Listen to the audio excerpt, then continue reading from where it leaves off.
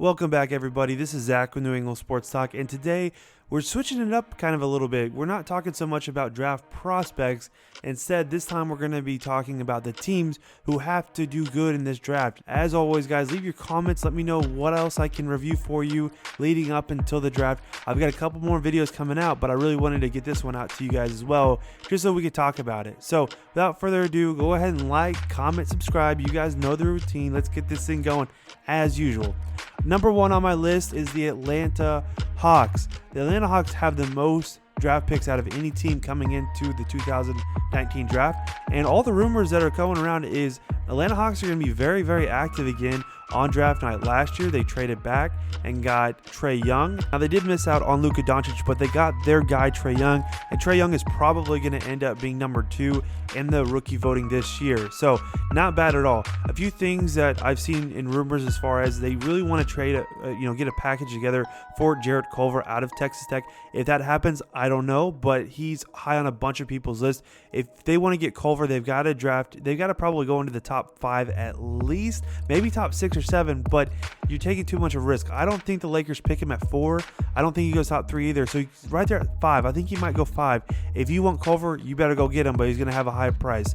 They also really like Rui Hachimura, and also I've heard that they've given a promise for Nicholas Claxton. At least that's what I'm reading online. However, I don't know. They have their final workouts tomorrow on Saturday. He will be at that workout, so we're going to see if they actually make an official promise for him. Again, we don't ever know if they actually make the promise, but it's all speculation until draft night when they actually get their name called.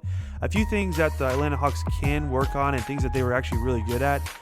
Last year was their first season since the 85-86 season where they had over 100 plus in pace. It's an estimation of how many possessions you're getting within 48 minutes of the game. And that's the first time in like 20 or almost like 30 years, over 30 years, that they've had it over 100. That's insane. So they're obviously making a really big effort in moving the pace and getting the ball up the court as quick as they can. They were number 10 in assists, which was fantastic. And also, since the All-Star break, they shot 6 more three-pointers a game and made 3 more three-pointers a game. So they really made a concerted effort after the All-Star break to get more shots up, get more assists, run at a faster pace as well. And in result, their win shares went up by 9% after the All-Star break. So they are really making an effort to kind of be this modern NBA. It's starting with getting their guy Trae Young. They got John Collins. Now who do they get? That's the next piece of the puzzle. And I think it's going to be really interesting to see if they're actually going to use all 5 picks that they have or if they're going to try to trade it away. So now let's just jump into number 2, be the Brooklyn Nets. Now the Brooklyn Nets are coming off a hot season. Probably one of the most improved players this year is D'Angelo Russell. Fantastic player. He's one of my favorite players. Even though I'm a Lakers fan, I can't hate on the dude. He's a fantastic dude, and I'm really glad that he's actually thriving. Now, there's a lot of stuff going on with the Brooklyn Nets right now because of the apparent signing for Kyrie Irving. He's going to sign in July. According to the sources, that's what they're saying. And apparently, D'Angelo Russell seems to be on board with that too, which I'm glad to see.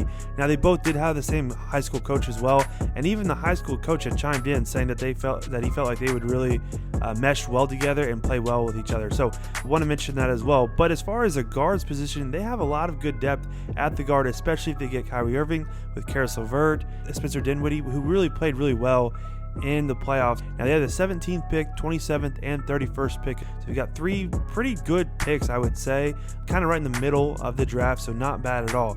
Now, as far as cap space, what they're looking for and probably what their strategy is going to be in the offseason is after they sign D'Angelo Russell, because he's a restricted free agent, D'Angelo Russell will make about $27.3 million next year in his first year of the deal. Now, that leaves about $48 million left on the table for the Brooklyn Nets to play with. Probably not enough to get 2 max deals, especially with Kevin Durant going down, Klay Thompson going down. Kawhi Leonard's probably staying with the Raptors. They're probably not going to have a ton of options for 2 superstars, so go get 1 and get a good couple picks. Now, they could move up in the draft, but I don't know if they're going to do that. What they have the biggest need at, probably more than any other team, is that power forward spot. Now, Jarrett Allen is fantastic at the center position, and I think he's going to be fine. He's a real rim protector. But as far as moving forward in the modern NBA, if they're going to get a power forward, my favorite prospect for them, which I think that they can get at 17, 27, or even 31 maybe if he falls that far, is Cameron Johnson. I feel like he's safer at 27, but in case you want to make sure you get Cameron Johnson, if that's the guy that they're going after, you maybe package a 27 and 31 or something like that and move up maybe 5 places or something like that, and that way you can get your guy. Now he's going to be a power forward or small forward, but the dude can shoot really well. He's going to help alleviate some pressure off of Kyrie Irving, D'Angelo Russell, Karis LeVert, whoever it is, and really be able to hold his own on, assuming he gets into the starting rotation and all that. But even if he's not, he can come play with those guys, base the floor as well, because he can hit the threes and he can hit free throws. That's the biggest thing for Cameron Johnson. That's where I think they need to go, but they have so much stuff to do this year. I think if they really hit the nail on the coffin, then they could really put themselves in an even better position for the free agency and obviously the 2019-2020 season. Now, they were number 5 overall in the three-pointers made last season over the regular season, but they were only 14th in the three-point percentage. So getting a guy like Cameron Johnson, or just in general, just targeting three-point shooters, is really going to help keep building that team and put the Brooklyn Nets on where they need to be at moving forward.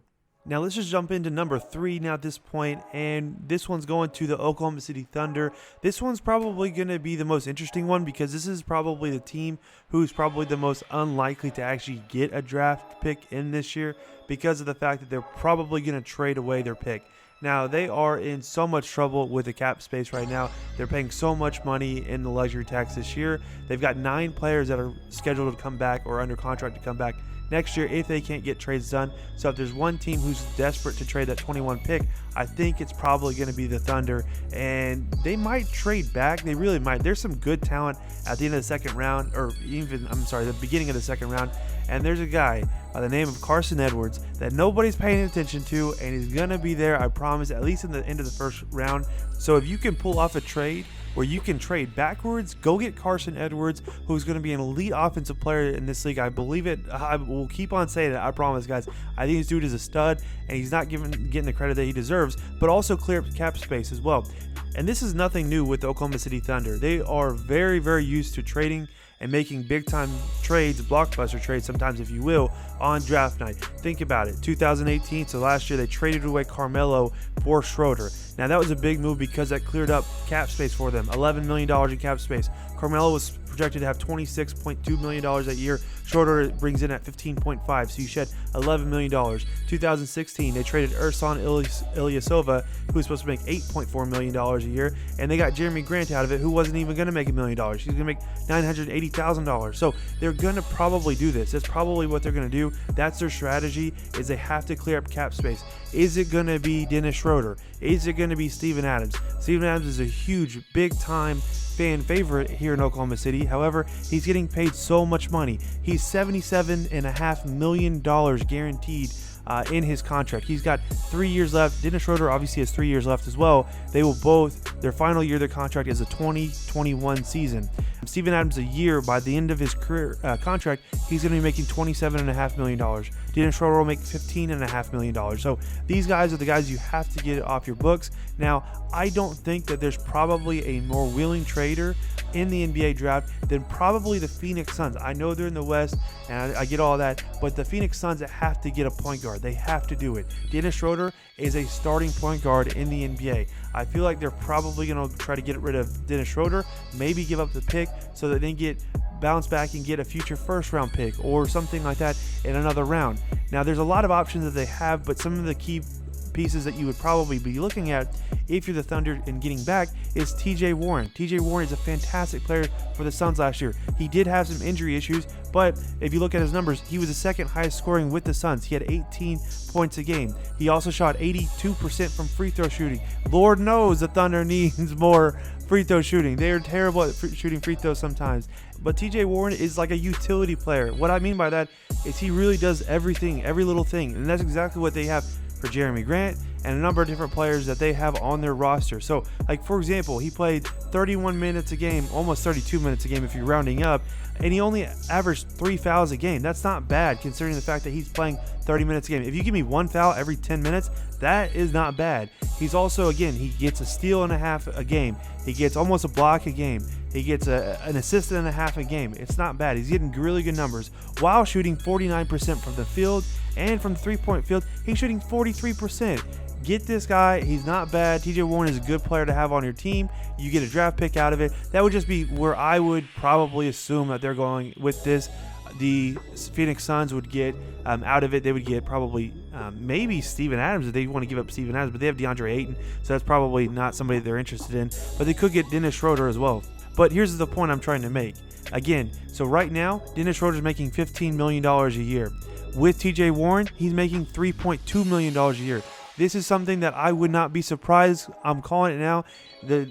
Sam Presti's going to make a trade on draft night. I think he goes to the Suns. I think TJ Warren is a guy that he's looking at. This is exactly the type of guy that they want on their team. That gives them some more flexibility. Maybe they don't have to trade Steven Adams. Maybe they can keep him, trade for the 32 pick from Phoenix. Phoenix moves up from their 32 pick. They get somebody that they want.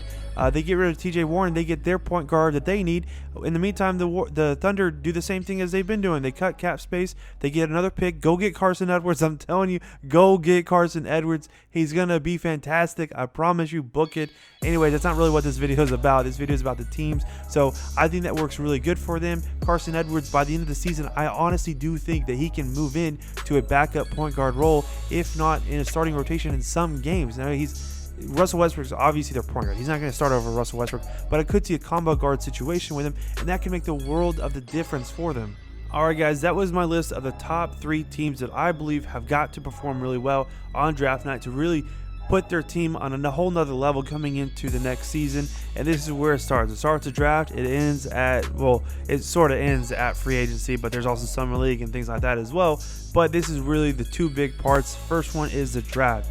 In the comments, let me know, who do you think that needs to be on this list if they're not already on the list. And also, just to give you kind of an update, I'm going to post out a lot of videos upcoming through the rest of the week until draft night. I've got some more players that I still want to review, so keep an eye out on that. And as always, guys, I appreciate you. We'll see you in the next one. Thanks.